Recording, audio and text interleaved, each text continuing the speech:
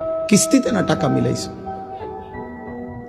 আমি তো পরিষ্কার বলি বেটা, একটা মুসলমান বাবা এখানে এখন আসেন, এখানে দাঁড়াইয়া বলেন, যারা সুদে কিস্তিতে হারামে সন্তানের জন্য হয় বিদেশ নয় দেশ নয় বাড়ি নয় বাজার নয় ব্যবসা নয় চাকরি, সুদের টাকা কিস্তির টাকা 2 নম্বরই টাকা দিয়ে আপনি করেছেন, ব্যবস্থা করেছেন, আপনি এখানে দাঁড়াইয়া বলেন যে হুজুর আমি 6 লাখ টাকা কিস্তি লইছি, 12 লাখ টাকা সুদে নিয়ে পুদ্রে বিদেশ পাঠাইছি, এই আশায় আল্লাহ জানে আমারে জাহান্নাম থেকে মুক্তি দেয়, জান্নাত দেয়, আখিরাতে যেন আল্লাহর হাত থেকে বাঁচতে পারে, ফুতের উসিলায় যেন আল্লাহ আমারে মাফ করে দেয়, এই জন্য দিছেন, এই জন্য সুদ লইছেন, এই জন্য কিস্তি নিছেন।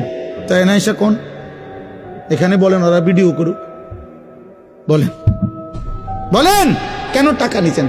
টাকার কারণ হইল এই বুড়া মিয়া এইটাও লুভি, ফুলাটাও লুভি,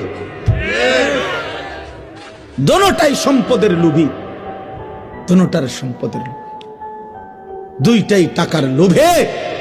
কিসের আল্লাহ কিসের খোদা বেটা, যা বেটা আখেরাত কিতাব।